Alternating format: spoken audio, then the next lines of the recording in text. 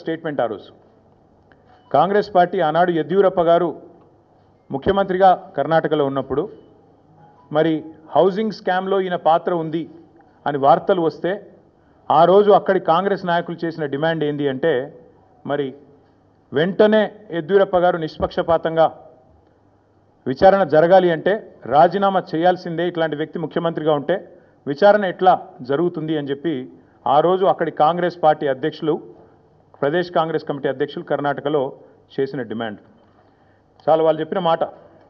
The Karnataka Congress on Thursday demanded that Karnataka Chief Minister B.S. Yediyurappa either resign or be sacked to ensure a fair investigation against him in 2019 corruption case. ఇది కర్ణాటక కాంగ్రెస్ మాట, నా మాట కాదు. ఒక విచారణ ఎదుర్కోవాల్సి వస్తే ముఖ్యమంత్రి గారు ఈదర్ ఈ షుడ్ రిజైన్ వాలంటరీలీ, స్వచ్ఛందంగా తప్పుకోవాలి, లేదా ఆయనను అర్జెంటుగా తొలగిస్తేనే నిష్పక్షపాతమైన ఎంక్వైరీ జరుగుతుంది అనే మాట వారు చెప్పిన మాట. ఇవాళ మేమంటుంది కూడా అదే.